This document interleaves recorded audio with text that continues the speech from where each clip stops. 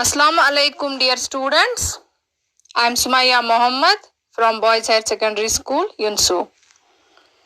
Dear students, today our topic is features of democracy.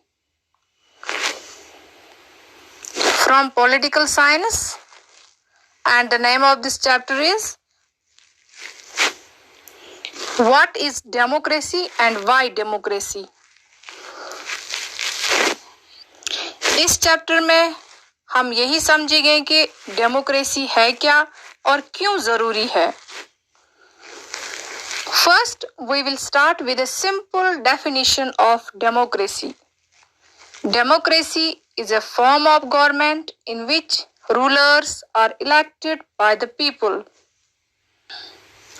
That means, democracy एक ऐसी हुकूमत है जिसके हुक्मरानों को लोग चुनते हैं.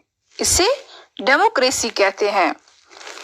डेमोक्रेटिक फॉर्म ऑफ गवर्नमेंट में लोग गवर्नमेंट को इलेक्ट करते हैं और non democratic form of government में ऐसा नहीं होता है. फॉर एग्जाम्पल, हमने पिछले वीडियोस में पढ़ा कि Myanmar, previously known as Burma, वहां पे मिलिट्री रूल था और मिलिट्री को लोग इलेक्ट नहीं करते हैं. जो आर्मी को कंट्रोल करने वाले ऑफिसर्स होते हैं वही रूलर्स बन जाते हैं. इसमें लोगों की राय को कोई इम्पोर्टेंस नहीं दी जाती है. आर्मी रूलर्स को डिक्टेटर्स कहा जाता है. वो सिर्फ हुक्म देते रहते हैं और लोगों को हर हाल में वो हुक्म मानना पड़ता है. इसी तरह से हमने पिछले वीडियोस में टू टेल्स ऑफ डेमोक्रेसी पढ़ी in Chile, tale of Chile and tale of Poland. उसमें हमने देखा कि किस तरह आर्मी ने जबरदस्ती अपना कब्जा जमा लिया था in Chile and Poland, democracy को ओवरथ्रोन किया था. तो इन डिक्टेटर्स को लोग नहीं इलेक्ट करते हैं. इसी तरह से अगर मोनार्कल सिस्टम की बात की जाए, मोनार्की मतलब बादशाहत का जमाना, वो भी non democratic form of government है. बादशाहों को लोग नहीं इलेक्ट करते हैं बल्कि इसमें हेरिडिटी यानी कि खानदानी रूल होता है. यहाँ पे एक रूलर होता है, फिर उसका बेटा और फिर उसका बेटा. इसी तरह से ये मोनार्कल सिस्टम का सिलसिला चलता रहता है. इसमें बादशाह को लोग इलेक्ट नहीं करते हैं. तो इन एग्जाम्पल्स से हमें समझ आ गया है कि डेमोक्रेटिक फॉर्म ऑफ गवर्नमेंट कैसी है और non democratic form of government कैसी है. अब हमें ये भी पता चला कि डेमोक्रेसी वो गवर्नमेंट है जिसे लोग इलेक्ट करते हैं, मगर इसका मतलब ये बिल्कुल भी नहीं है कि लोगों के जरिए रूलर्स को इलेक्ट करना बस यही डेमोक्रेसी है. अब सवाल ये उठता है कि फिर और क्या होना चाहिए डेमोक्रेसी में.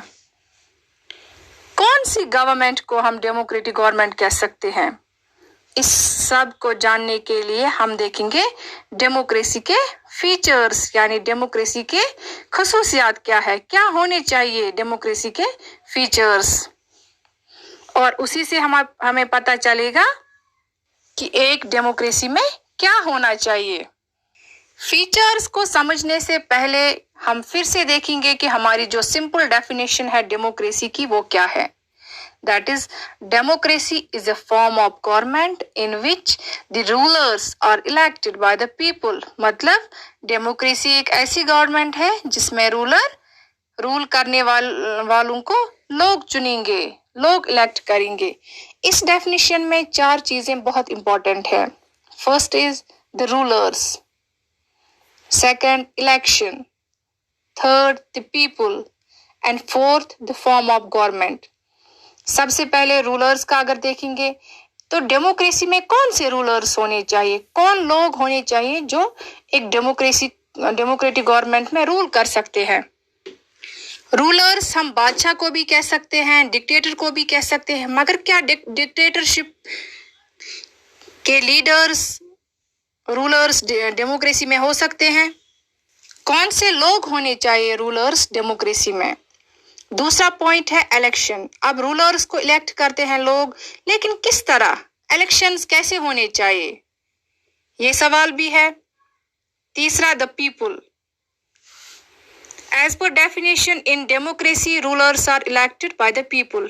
मगर कौन लोग वोट देंगे, कौन लोग वोट दे सकते हैं डेमोक्रेसी में। इसी तरह से चौथा सवाल है द फॉर्म ऑफ गवर्नमेंट, किस तरह की गवर्नमेंट होनी चाहिए डेमोक्रेसी में।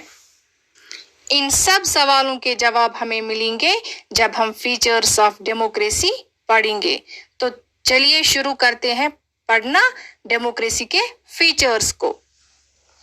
सबसे पहला फीचर डेमोक्रेसी का है that in a democracy the final decision making power must rest with those elected by the people.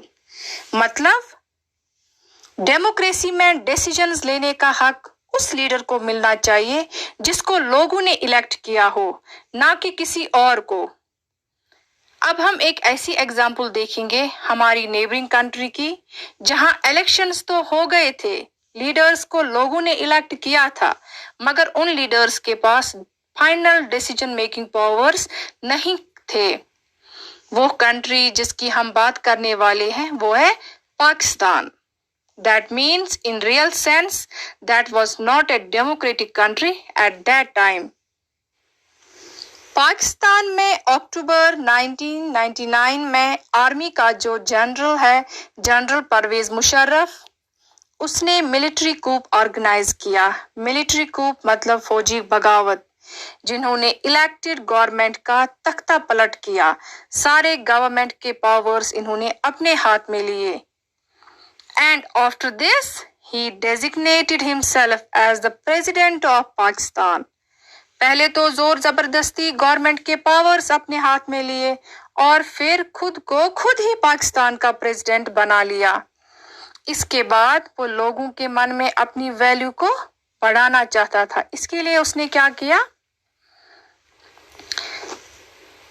इन 2002 उसने एक रेफरेंडम कंडक्ट करवाया। रेफरेंडम मतलब राय आम लोगों की राय।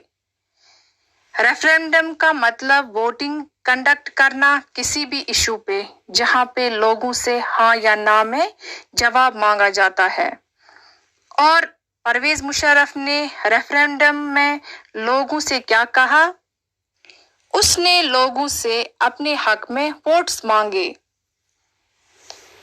और इस रेफरेंडम के बाद उसे लोगों के वोट्स मिल गए। इस तरह से उसे एक्सटेंशन मिल गया आगे और 5 सालों के लिए रूल करने के लिए। लोगों ने उसको पाकिस्तान में रूल करने की परमिशन दी और दुनिया को लगा कि उसे लोगों ने इलेक्ट किया है एज प्रेसिडेंट ऑफ पाकिस्तान। लेकिन वहां की जो मीडिया थी और ह्यूमन राइट्स एक्टिविस्ट्स, उन लोगों ने इस रेफरेंडम के खिलाफ प्रोटेस्ट करना शुरू किया, क्योंकि उनका मानना था कि ये रेफरेंडम जो करवाया गया ये अनफेयर मीन्स के थ्रू कंडक्ट करवाया गया, इसमें फ्रॉड की गई और जानबूझ के इसका result president general Pervez Musharraf ने अपने हक में रखा। लोगों ने उसे इलेक्ट नहीं किया। तो परवेज मुशर्रफ एक इलेक्टेड लीडर नहीं थे। उसने जबरदस्ती अपने आप को डेमोक्रेटिक सिस्टम में लाया। इसके लिए उसने और क्या किया वो देखते हैं अब। उसने एक ऑर्डर इशू किया known as legal framework order.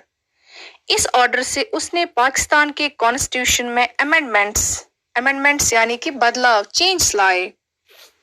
किस तरह की चेंज? वो चेंज थी that president can now dismiss national and provincial assembly. National assembly जैसे कि हमारे पास है पार्लियामेंट, और प्रोविंशियल असेंबली मतलब एक प्रोविंस यानी कि जैसे स्टेट की असेंबली। अब पाकिस्तान में नॉन इलेक्टेड प्रेसिडेंट के पास इतने पावर्स थे कि वो इलेक्टेड असेंबलीज को डिसमिस कर सकता था किसी भी वक्त। इसके अलावा और उसने क्या किया? He also established national security council. इस काउंसिल का काम था सिविल कैबिनेट्स को सुपरवाइज करना। जैसे हमारे कंट्री में यहाँ कैबिनेट मिनिस्टर्स होते हैं, like defence minister, finance minister, वैसे वहां पे सिविल कैबिनेट थी, उसको सुपरवाइज कर रहे थे जनरल परवेज मुशर्रफ की नेशनल सिक्योरिटी काउंसिल। اور اس کاؤنسل کے ممبرس کون تھے؟ وہ تھے military officers. That means military officers supervise کر رہے تھے سول کیبنٹ کو. تو اس ایگزامپل سے ہمیں سمجھ آ گیا کہ ڈیموکریسی میں ضروری ہے کہ لوگ لیڈر کو الیکٹ کر سکیں. That is our first feature of democracy. That is, in a democracy, final decision making power should be in the hands of an elected leader. جو فائنل ڈیسیجن میکنگ پاور ہے وہ ہونا چاہیے اس leader کے پاس جس کو لوگوں نے الیکٹ کیا ہو. اور پاکستان کی ایگزامپل میں ہم نے دیکھا کہ یہاں پہ ڈیسیجنز لے رہے تھے کون؟ Non elected persons. That means it was not a democratic country at that time. Now we will see the second feature of democracy. And second feature of democracy is free and fair elections. یہ democracy کا ایک essential part ہے. A democracy must be based on free and fair elections. Democracy میں free اور fair elections ہونے چاہیے without any fraud. اس feature کو سمجھنے کے لیے ہم دو ایگزامپلز دیکھیں گے چائنا اور میکسیکو کی. And first we will start with China. China میں ہر 5 سال کے بعد الیکشنز ہوتے تھے for electing national people's congress. National people's congress China کی پارلیمنٹ تھی. پارلیمنٹ الیکشنز لڑنے کے لیے ہم انڈیپینڈنٹلی بھی الیکشنز لڑ سکتے ہیں اور کسی پارٹی کے تھرو بھی کسی پارٹی کا ممبر بھی الیکشن لڑ سکتا ہے پارلیمنٹ میں. لیکن چائنا میں کیا تھا؟ چائنا میں ایسا نہیں ہوتا تھا اس وقت. اگر وہاں کسی کو پارلیمنٹ میں الیکشنز کے لیے پارٹیسپیٹ کرنا تھا تو اسے اپروول ملنا چاہیے فرام چائنیز کمیونسٹ پارٹی. اور اکثر یہ کمیونسٹ پارٹی اپنے ممبرس کو ہی اپروو کرتی تھی اور جو ان کے سپورٹرز تھے ان کو فار پارٹیسپیٹنگ ان الیکشنز. تو وہی لوگ الیکشنز لڑتے تھے جو چائنیز کمیونسٹ پارٹی کے سپورٹرز ہوا کرتے تھے. That means elections were done but in an undemocratic form, in an undemocratic way. تو یہاں پہ فری اور فیئر الیکشنز نہیں تھے, یہاں پہ ون پارٹی سسٹم تھا. اسی لیے اس وقت اس کنٹری کو ہم ڈیموکریٹک کنٹری نہیں کہہ سکتے ہیں.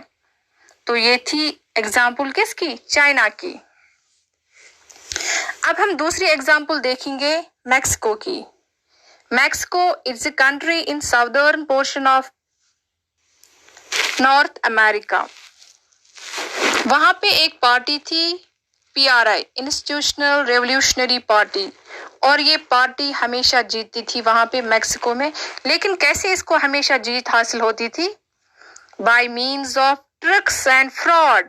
ڈفرینٹ ٹرکس اور ٹیکٹکس یہ اپناتے تھے جس سے ان کو ہمیشہ جیت حاصل ہوتی تھی ان میکسیکو.